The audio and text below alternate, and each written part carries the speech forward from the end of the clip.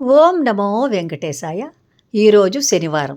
శనివారం అంటే అందరికీ పర్వదినమే. ప్రతి శనివారము అందరికీ పర్వదినం. ఎందుకంటే కలియుగ ప్రత్యక్ష దైవమైన శ్రీ వెంకటేశ్వర స్వామివారికి ఎంతో ప్రీతికరమైన రోజు, మనకు కూడా అంతే ప్రీతికరమైన రోజు కాబట్టి ఈ శనివారం అందరం విశేషంగా పూజ చేసుకుంటాం.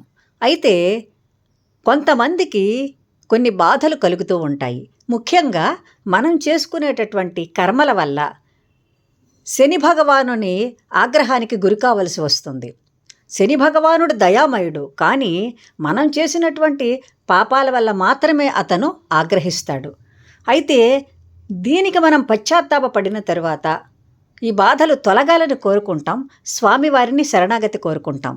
దీనికి ఒక చిన్న మార్గం ఉన్నది. అదేమిటంటే, మనం శనివారం నాడు సాయంకాలం దీపారాధన చేసుకునేటప్పుడు ఆ క్రమంలో మట్టి ప్రమిదను తీసుకొని ఒక 2 ఒత్తులు ఆ ప్రమిదలో వేసి, అంటే 2 దీపాలు వెలిగించేటట్టు ఒక్కొక్క ఒత్తి నలిచినటువంటి ఒక 2 ఒత్తులు వేసి అందులో నువ్వుల నూనె వెయ్యాలి. శ్రేష్టమైన నువ్వుల నూనె వేసి దీపారాధన చేసి యథావిధిగా స్వామివారికి పూజ చేసుకోవాలి.